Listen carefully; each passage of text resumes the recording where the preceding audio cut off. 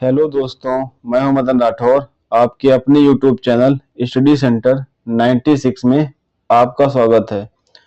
तो daily current affairs का यह हमारा एपिसोड नंबर 38 है, जिसमें हम बात करेंगे 10 महत्वपूर्ण करंट अफेयर्स के प्रश्नों पर।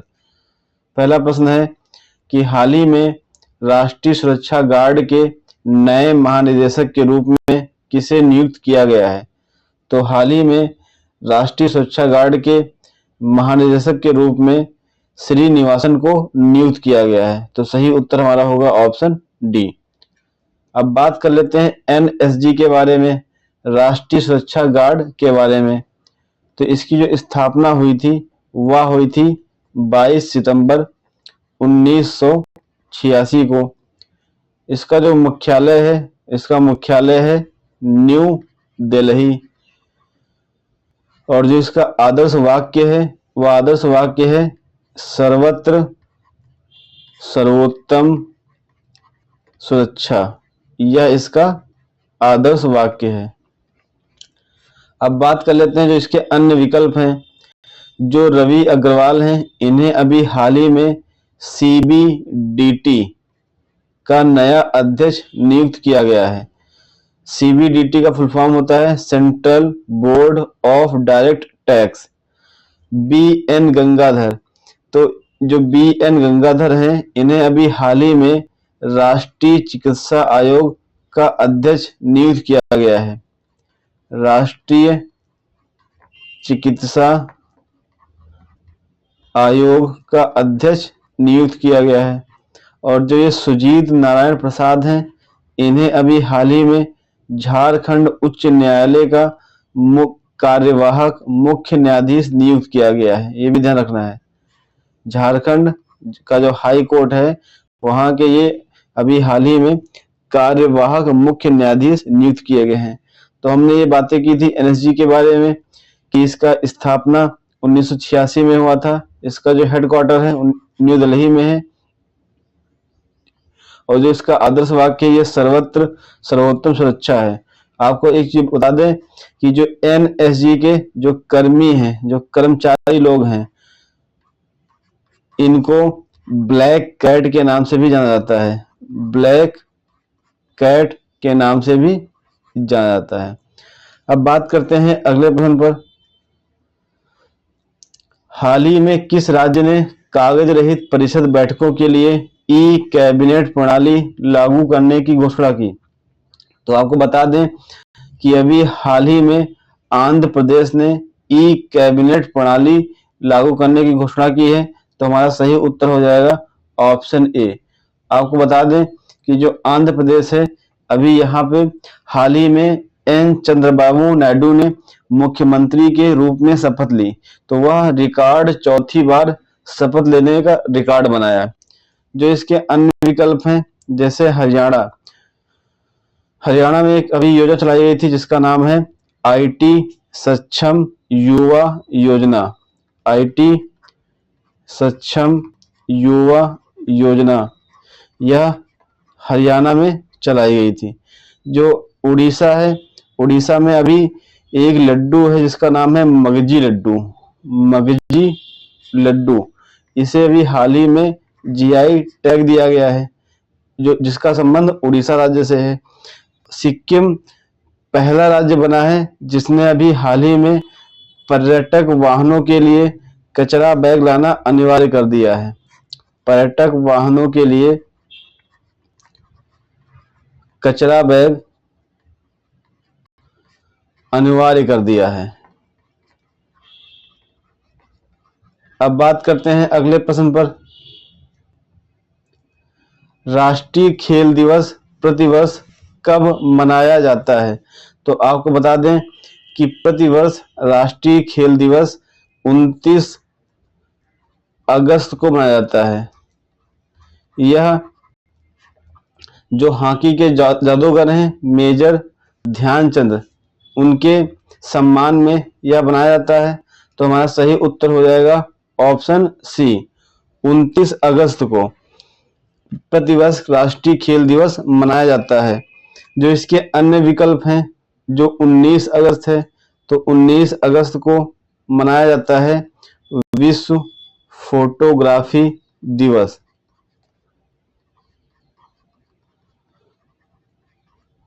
ग्राफी दिवस जो 20 अगस्त है, इस दिन मनाते हैं सद्भावना दिवस। सद्भावना दिवस मनाते हैं। और जो 30 अगस्त है, 30 अगस्त को मनाया जाता है लघु उद्योग दिवस। लघु उद्योग दिवस ये 30 अगस्त को मनाया जाता है। अब बात करते हैं अगले प्रश्न पर। हाल ही में किसे ईरान की पहली सरकारी प्रवक्ता के रूप में नियुक्त किया गया है?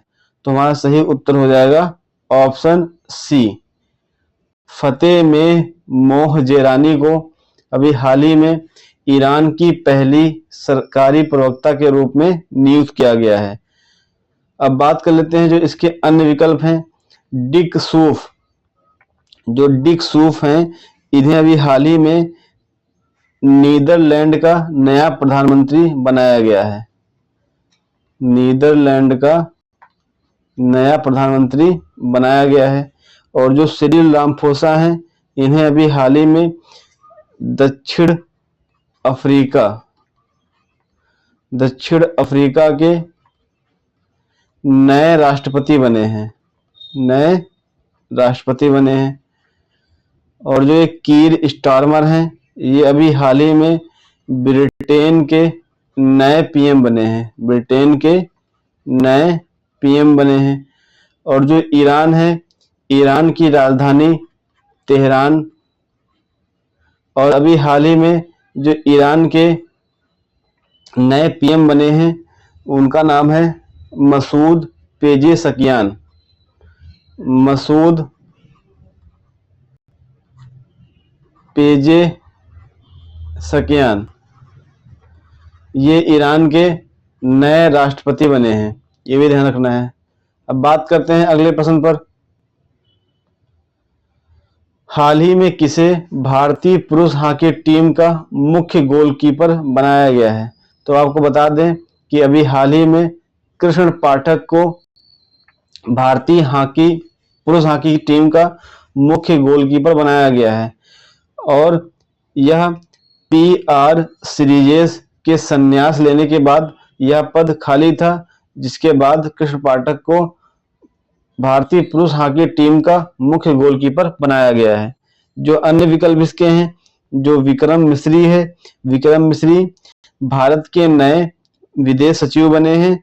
और जो राजेंद्र खन्ना है, ये भारत के अतिरिक्त राष्ट्रीय सुरक्षा सलाहकार के रूप में नियुक्त किए गए हैं। अब बात करते हैं अगले प्रश्न पर। हाल ही में किस राज्य ने मुख्यमंत्री सुख शिक्षा योजना की शुरुआत की? तो अभी हाल ही में हिमाचल प्रदेश ने मुख्यमंत्री सुख शिक्षा योजना शुरुआत की। तो इस योजना के 2 समूह हैं जिनको इससे लाभ होगा।